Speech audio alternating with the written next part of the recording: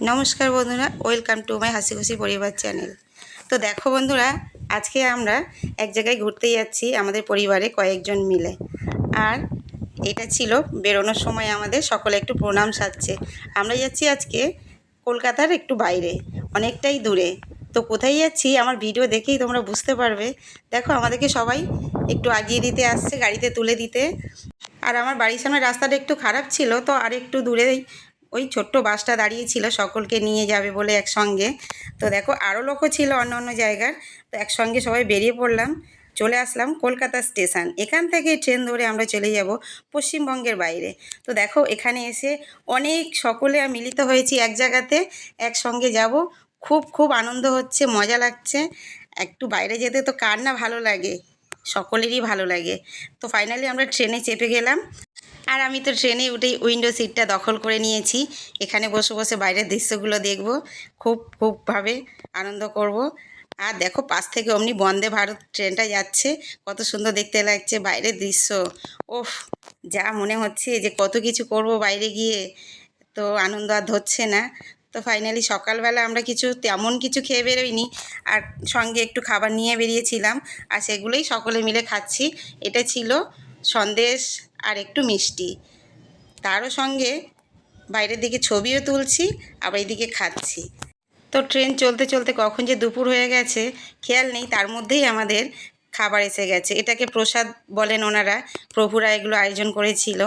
ট্রেনের মধ্যেই আমাদেরকে নিরামিষ খাবার, দুরকম সবজি আর ভাত, খুব মজা করে খেলাম। খাবারও পেয়ে যাচ্ছি, তো চিন্তা কিসের, ঘুরতে যাওয়ার কোনো চিন্তাই নেই।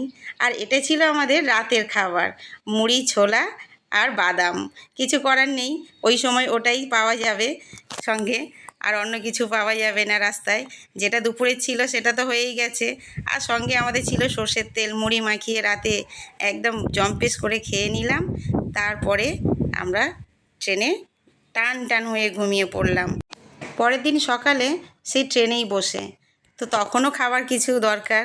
তো আমরা সঙ্গে নিয়ে গেছিলাম মাখনা, খেজুর, আরও অন্য খাবার ছিল। অনেক খাবার, প্রচুর, কারণ আমাদের তো অনেকক্ষণ ট্রেনে থাকতে হবে, তাই আমরা জানতাম। খাবার একদম রেডি করে নিয়ে গেছি, যখন খিদে পাচ্ছে তখন একটু সবাই মিলে বের করছি, গল্প করছি আর খাচ্ছি, আর বাইরের দৃশ্যগুলো দেখছি। আর তারপরে ওখানে দেখি একটা বোড়া ভাজা বিক্রি হচ্ছে, তো ভাবলাম একটু টেস্ট করব। সেটা নিলাম, খেলাম। ততটাও আমাদের এখানকার মতো সুন্দর নয়, কিন্তু একটু টেস্ট করলাম, বাইরের খাবার তো ভালোই, বললাম কিছু করার নেই। তো আমার দেখে আরও সবাই কিনে খেলো। আর কেউ তো ঘুমাচ্ছে, একদম উঠছে না, কারণ এখনও ট্রেন তো চলতেই আছে, আমাদের নামতে অনেক দেরি আছে, তাই বলছে আরও একটু ঘুমিয়ে নিই। তো অনেকটাই কাছাকাছি আমরা চলে এসেছি, নদীটা দেখতে পাচ্ছি। তো ওরা বলছে এবার ওঠো, নামতে হবে আমাদেরকে, কাছাকাছি চলে এসেছি। তো আনন্দ আর ধরছে না, নামবো এমন একটা জায়গায় এসেছি, অনেক দিন মনের ইচ্ছে ছিল। তো দেখো ফাইনালি আমরা চলে এলাম মথুরা স্টেশন। আসলে আমরা এসেছি বৃন্দাবন, তাই এখানে নেমেই আমাদেরকে রাধে রাধে বলতে হয়েছিল। বন্ধুরা তোমরা সকলে রাধে রাধে বলবে আমার ভিডিওটা দেখে। তো আমরা ছিলাম এই আশ্রমে, এটা হলো ইমলিতলা আশ্রম, এখানেই আমাদের থাকতে হবে। তো এটা হলো তেঁতুলতলা আশ্রম।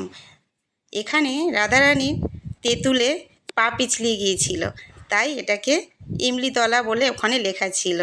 আমরা তো শুনি যে রাধারানীর পা পিছলিয়ে গিয়েছিল পাকা তেঁতুলে, সেই আশ্রমে আমরা ছিলাম।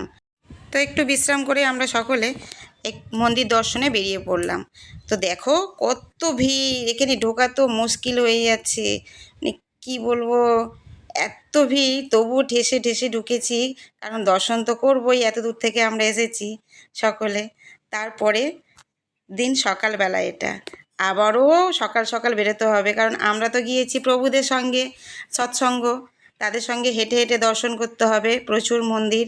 ওনারা বলেছেন সকাল সকাল কিছু খেয়ে বেরিয়ে পড়ো। তো সকালবেলা যে মন্দিরটাতে আমাদের নিয়ে গিয়েছিলেন সেটা হলো বংশীবট। এখানে কৃষ্ণ বাঁশি বাজাতেন। তো ওখানে পুজো দেওয়ার সময় ব্রাহ্মণ বলছিলেন এখানে বাঁশি দান করতে পারো, তোমার মনের ইচ্ছে পূরণ হবে। জানি না সকলে করছে, তাই আমিও করলাম। তোমরা যারা প্রথম যাবে বাড়ি থেকে বাঁশি নিয়েও যেতে পারো, আর ওখানে তো কিনতে পাওয়া যায়। ওখানে কৃষ্ণকে বাঁশি দিয়ে তুমি প্রণাম সারবে। আর ওখানটাতে ছিল খুব জাগ্রত, মানে এখানে আবার একটু আমাদের প্রবচন, মানে কি ঘটনা হয়েছে ওনারা একটু শোনাচ্ছেন। আগেই তোমাদেরকে বলেছি আমরা সৎসঙ্গ করেছি, প্রভুদের সঙ্গে গিয়েছি, তাই যেখানে যেখানে যে সব ঘটনা আছে সেগুলো একটু বসে আমাদেরকে ওনারা একটু শুনিয়ে দেন।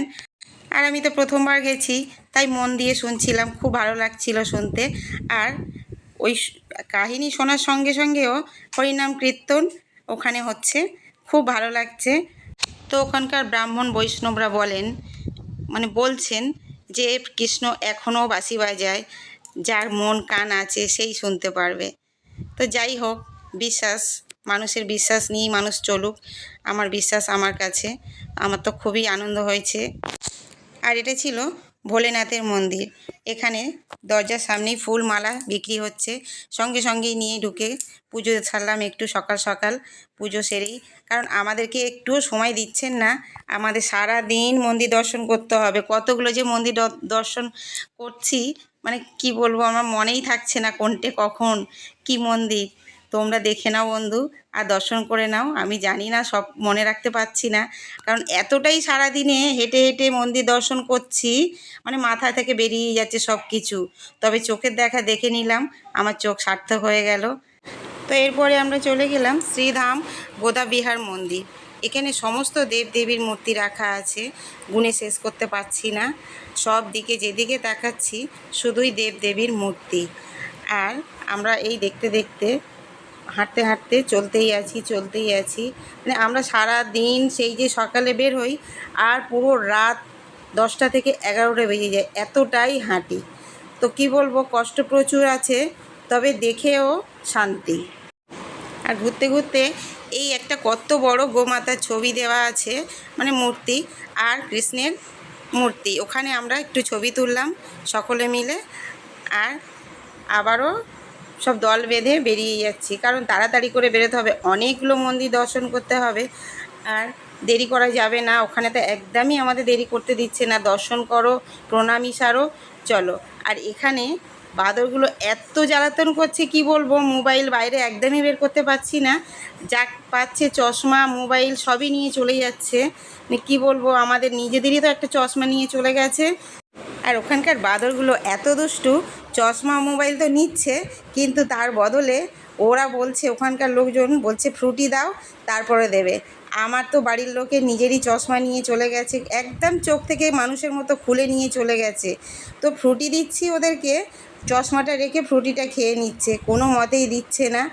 তো এরকম সবার সাথেই করছে, যার যে জিনিস নিয়ে যাচ্ছে ওদেরকে ফ্রুটি খাইয়ে, মানে ঘুষ কোনো রকম বলা যেতে পারে। একজনের তো আইফোনও নিয়ে চলে গেছে, দেখলাম চোখের সামনে থেকে, সে বেচারার মুখটা তো দেখার মতো কষ্টের। সেই ভয়ে আমরা বাইরে কোনো ফটো ছবি একদমই করতে পারছিলাম না, যাই করছি লুকিয়ে চুরিয়ে। তাই এতটাই করতে পেরেছি, তোমাদেরকে এই দেখালাম, সেটাই অনেক। আর এখানে এসে সবাই আনন্দ করছে, ধুলো মাখামাখি করছে। এখানে নাকি কৃষ্ণ এসে ধুলো মাখতেন। প্রত্যেকটা জায়গাতেই এরকম কিছু না কিছু কাহিনী আছে ভগবান শ্রীকৃষ্ণের।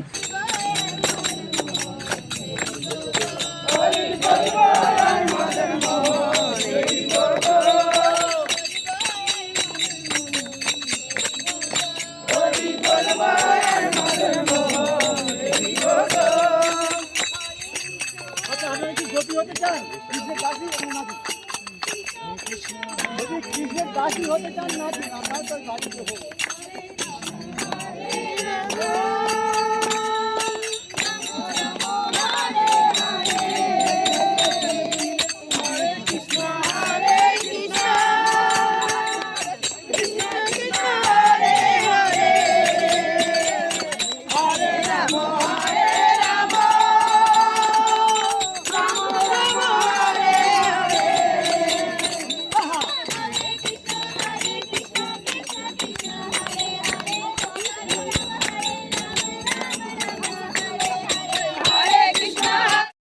আর আমরা সকলে একটু নৃত্য করার পর আর চলে এলাম এই রঙ্গজি মন্দিরের সামনে। এখানে সোনার তাল গাছ আছে, তোমরা সকলেই জানো, যারা বৃন্দাবনে গিয়েছো আর না গিয়েছো তারা শুনেছো। আসলে এটা আসল সোনার তাল গাছ নয়, এটা একটা বানানো, তাই সবাই সোনার তাল গাছ বলে। মানে সোনালি রঙের, এটা নিকেল করা রয়েছে ওনারা বলেছেন। আর এখানে ঘুরতে ঘুরতে মানে এত সুন্দর এনাদের সঙ্গে আমাদের বন্ডিং হয়ে গেছে, মানে অচেনা লাগছেই না। যাদের সঙ্গে গেছি তখন যেন অচেনা ছিল, কিন্তু বৃন্দাবনে ঘুরতে ঘুরতে একদম আপনজন হয়ে গেছে। যেখানে যাচ্ছি সবাই কত সুন্দর আনন্দ করে। আর এটা এত বড় এরিয়া, মানে হাঁটতে হাঁটতে সময় পেরিয়ে যাচ্ছে। আর কিছু লোক পিছনে হারিয়ে যাচ্ছে, কাউকে বাদর তো ধরে রাখছে, কারণ মাথায় উঠে যাচ্ছে। কি বলবো, মানে অসাধারণ দৃশ্য সব। আর এই রঙ্গজির মন্দিরের ভেতরেই একটা সরোবর ছিল, এখানে ওই রঙ্গজি সরোবরই বলে এটা। আর জলটা কি সবুজ একদম, সব জায়গাতেই একটা করে সরোবর রয়েছে প্রত্যেকটা জায়গাতে। আর একটু লাইনে দাঁড়াতেই আমরা মন্দিরের দরজাটা খুললো আর সকলে মিলে প্রবেশ করলাম। প্রচুর ভিড়, এত ভিড়, ওখানে তো অর্ধেক লোক হারিয়েই গেছি আমরা। আর কি বলবো, বলার নেই কিছু। কেউ বসে আছি, কাউকেই দেখতে পাচ্ছি না। পরে আবার ফোন করে করে খুঁজলাম। আর এই সেই সোনার তাল গাছ, তোমরা সবাই দেখে নাও। আর এখানকার মন্দিরের বাইরেটা যতটা সৌন্দর্য দেখাচ্ছে, ভেতরটা আরও সুন্দর। কত সুন্দর কারুকার্য করা রয়েছে, লোক তো দেখছেই। আর আমরা বললাম যে আমাদের দেখার সময় নেই, তাও আমরা হারিয়ে যাওয়ার পরে অনেকটাই ঘুরে ঘুরে ঘুরে ঘুরে দেখেছি। আমরা বলছি ফোন তো করবই, পেয়েই যাব, ততক্ষণ দেখেই নিই। তো আমরা এই কারুকার্যগুলো দেখছিলাম, এত সুন্দর। এক একটা প্লেয়ারে মূর্তিগুলো এত সুন্দর খোদাই করা রয়েছে, খুব সুন্দরভাবে শিল্পীরা করেছে এগুলো। তারপরে আমরা চলে গেলাম গোবিন্দদেবের মন্দির বৃন্দাবনে। তো এই মন্দিরটা দেখার পরে মনে হচ্ছে যেন ওহ, জীবনটা সার্থক হয়ে গেল। এত সুন্দর কারুকার্য করা আর এত বড়, যেন মনে হচ্ছে অন্য জগতে চলে গেছে। বৃন্দাবনে আসার সময় মনে হচ্ছিল যেন কোথায় যাচ্ছি কোথায় যাচ্ছি, কিন্তু এখানে এসে যে এতটাই আনন্দ পাবো, এতটাই তৃপ্তি, মানে ভাবা যায় না। মন্দির দেখে যে হাঁটছি পায়ে ব্যথা সেটাও মনে হচ্ছেই না, সকলে দলবদ্ধভাবে হাঁটছি। আর সামনে আমাদের আছেন প্রভু, ওনাকে দেখছেন, উনি সব আমাদের মাইকে সব কিছু বুঝিয়ে বুঝিয়ে বলছেন। কিন্তু এতটা তো আমার এখন মনে নেই, কারণ শুনছি হাঁটছি সবই ভুলে যাচ্ছি। যতটুকু মনে আছে তোমাদের সঙ্গে আমি গল্প করছি, এর বেশি আর গল্প করতে পারবো না। যারা বৃন্দাবনে গিয়েছে নিশ্চয়ই এগুলো জানবেন, চিনবেন। তোমরা যারা বৃন্দাবনে আসবে এই মন্দিরগুলো অবশ্যই দর্শন করবে, তোমাদের খুব ভালো লাগবে। এখানে এসে এই মন্দিরগুলো দেখলে সত্যি নিজেকে যে কী আনন্দিত লাগবে তুমি নিজেও ভাবতে পারবে না। আমরা গিয়েই তো ওখানে আমাদের সত্যি সত্যি খুব ভালো লেগেছে।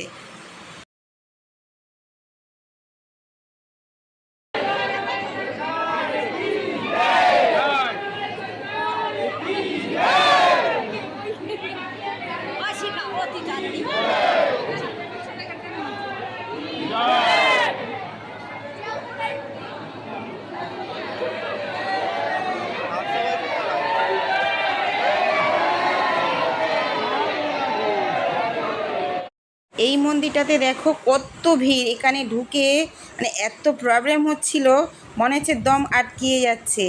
অন্যেরা তো আছেই পিছনে, তাদেরও অসুবিধা হচ্ছে দেখে আমার এতটাই কষ্ট হচ্ছে। তখনই মনে হচ্ছিল যে কেন এখানটাতে ঢুকলাম, অর্ধেক লোক তো আমাদের দেখতেই পাচ্ছি না, সেটাও ভয় করছে কোথায় হারিয়ে যাব, নতুন জায়গা। তো এটাই ছিল আমার বৃন্দাবনে ঘোরা। তারপরেই ঘুরিয়ে আবার একটু আমাদের ওখানে টিফিনের ব্যবস্থা ছিল, ঘুগনি মুড়ি। এটা খাওয়ার পরও আমাদের বেরোতে হবে, সেটাও একটা চিন্তা। মানে ঘোরা খাওয়া আর ঘোরা খাওয়া। বৃন্দাবনে আসার আমার অনেক দিনের ইচ্ছে ছিল, সত্যি বলতে ইচ্ছেটা আজকে পূরণ হয়েছে, যতই কষ্ট হোক। আর এটা আমার একজনের আদেশও বলতে পারো। আমার শাশুড়ি মা বৃন্দাবন থেকে ঘুরে এসে বাড়িতে বলেছিল বৌমা একবার হলেও বৃন্দাবনে যাবে। তো আমি ওনার কথাও রাখতে পেরেছি আর আমার ইচ্ছেও পূরণ হয়েছে, এতে আমি খুব খুব খুশি। অনেকে বৃন্দাবনে যাওয়ার কথা শুনে আমাকে বলেছে যে এই বয়সে বৃন্দাবনে যাচ্ছ, এখন কেন যাবে, আরেকটু বয়স হোক। সত্যি বলতে আমি এই বয়সেই গিয়েই ঠিক করেছি, কারণ ওখানে পায়ে হেঁটেই বৃন্দাবন ভ্রমণ করতে হয়, তাই সময় থাকতেই ওখানে যাওয়াই দরকার।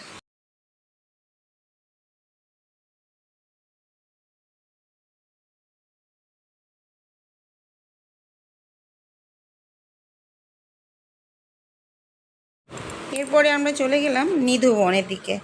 আর ওখানে একটু শান্তি, উপরে ছাউনি করা রয়েছে আর সাইডে নেট দিয়ে ঘেরা আছে, বাঁদরের জ্বালাটা একটু কম আছে। ওখানে সরাসরি আর ঢুকতে দেয় না, জানি না কেন। আগে শুনতাম যে ওখানে ওটা ছিল না ব্যারিকেডটা, এখন দিয়েছে, সেই জন্য আমরা পুরো ভেতরে ঢুকতে পারিনি।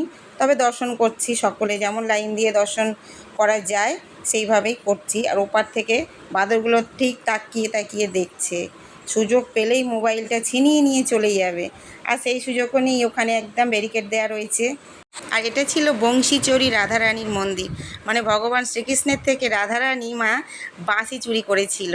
তো এই মন্দির, এখানে আর কিছু বলার নেই। সেখান থেকেই আমার দুজন হারিয়ে গেছে, পেছন থেকে এতটাই ভিড়। তো বাইরে এসে দাঁড়িয়েছিলাম, আর সেই একজনের দেখি আইফোন নিয়ে বাঁদর এসেই ওপরে উঠে গেছে। মানে কী দৃশ্য বলবো, আমার তো ভয় পাচ্ছে, ওখানে চুপচাপ রয়েছি। পরে আমরা চলে এলাম, আমরা যে আশ্রমে ছিলাম এমলিতলা, এখানে সকলে এসে বসে আছি একে একে, তারপরে সবাই আসছে। আর এখানকার গোমাতাকে খুব সুন্দরভাবে যত্ন করে প্রভুরা, এখানে সেবা করে। বৃন্দাবনে গরু মানে ওদের কাছে গোমাতা, ওরা এতটাই সুন্দর করে সেবা করে, দেখার মতো। তো আমরা তারপরে চলে গেলাম একটু যমুনা নদীতে নৌকা চড়তে, বোট। এখানে নৌকাতে সবাই আমরা উঠেছি, আর নৌকায় একটা গান চলছিল খুব সুন্দর, আর সবাই মিলে ওখানে নৃত্য শুরু করে দিয়েছে।